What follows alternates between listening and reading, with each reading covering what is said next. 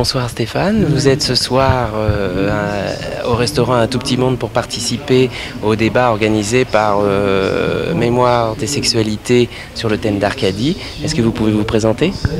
Bien sûr, je m'appelle Stéphanie Mallet, j'ai fait des émissions de radio, j'ai été la première femme en France à faire une émission de radio le samedi à pleine heure d'écoute puisque c'était de 13h à 15h, c'est dans les années 80 à Toulon sur une radio libre.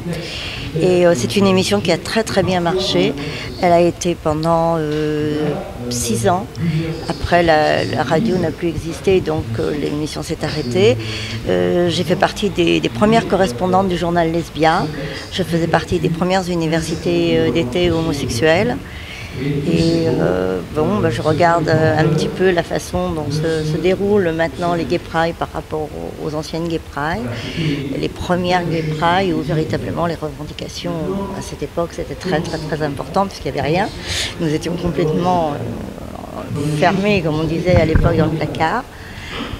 Alors justement, quels sont les messages, les revendications que vous avez envie de passer là aujourd'hui, en 2010 ?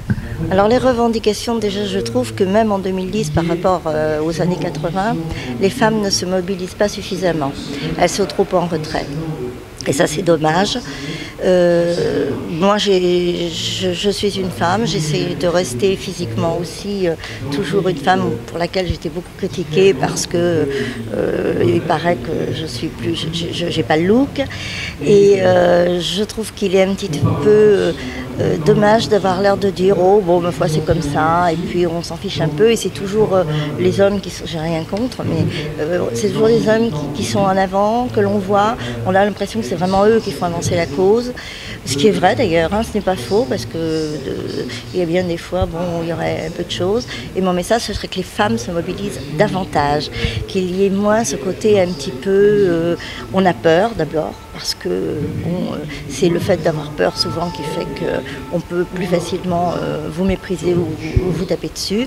Moi je n'aimais personne me lancer de pierre. Et ce serait mon message actuel. Je voulais faire une toute petite remarque par rapport à ce qu'a dit Christian, parce que ça me semble important. Le fait est, en France, il n'y avait pas de pénalité au niveau pénal du terme pour l'homosexualité. La majorité, à l'époque, la majorité était à 21 ans. Donc par contre, tout garçon qui avait des rapports avant 21 ans avec un autre garçon, et même des fois plus tard, se retrouvait comme pédéraste. Donc là, il était pénalisé au niveau de la justice. Mais il y avait quelque chose de beaucoup plus sournois en France, c'est que les familles, les médecins pouvaient faire enfermer les homosexuels dans les hôpitaux psychiatriques. Et donc il y a eu énormément d'homosexuels, hommes et femmes français, qui se sont retrouvés comme étant considérés schizophrènes, déprimés, des très fortes dépressions, et qui se sont retrouvés dans des hôpitaux avec des traitements très lourds. Donc ça c'est un côté de la France on connaît mal, jusqu'en 1981, où à ce moment-là, l'homosexualité n'a plus été considérée comme une maladie mentale. Alors quelle est votre réaction aussi par rapport à ce qu'on peut voir dans l'actualité de ces derniers temps, des cas de lesbophobie qui ont tendance peut-être à être de plus en plus présents ? Je ne sais pas trop quoi en penser, franchement. C'est vrai que c'est très nouveau finalement. C'était quelque chose il y a ne serait-ce que 4-5 ans, on n'en entendait absolument pas parler. On en entend parler de plus en plus.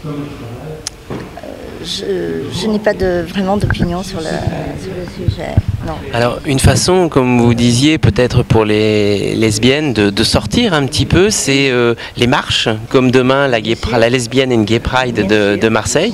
Alors est-ce que vous y serez présente ? Question piège. Non, je serai présente. Je vais dire que je ne venais pas parce que moi, il y a un petit détail qui me dérange. J'ai fait les premières Gay Pride en 80, 84, 85 à Paris. J'allais à l'époque, ce n'était qu'à Paris. Et c'était véritablement des Gay Pride de revendication. Et ce que je déplore au Gay Pride actuel, c'est que je trouve qu'on a tendance à un peu trop mélanger le festif et la revendication. D'ailleurs, j'avais mis sur mon mur Facebook un petit mot au niveau de l'affiche de cette Gay Pride que je trouve tendancieuse. J'ai rien contre, ça serait très bien si c'était dans un autre état d'esprit, pas le jour où on revendique, que ce soit une fête gay, mais elle est très belle. Mais je trouve que mélanger ce genre trop festif, hein, je dis bien, et les revendications, je pense qu'au niveau de la société, au niveau de l'État, au niveau des gens en place, c'est pas bon. Ça nous déprécie. Ça nous donne l'impression que finalement, on n'est pas très sérieux. Et vouloir donner l'autorisation d'adopter ou le mariage à des gens qui se promènent avec des strass de partout, je pense que quelque part, même si le gouvernement en place n'en parle pas, ça pèse dans la balance. Il ne faudrait pas tout mélanger comme ça. Et ça, je le déplore. D'accord, donc rendez-vous certainement demain et vous verrez qu'il y a un manifeste qui sera lu notamment par Christian Deleuze et qui sera le porteur de ces revendications et qui sera vraiment l'aspect revendicatif de cette marche. Oui, mais je serai là demain. À demain. À demain.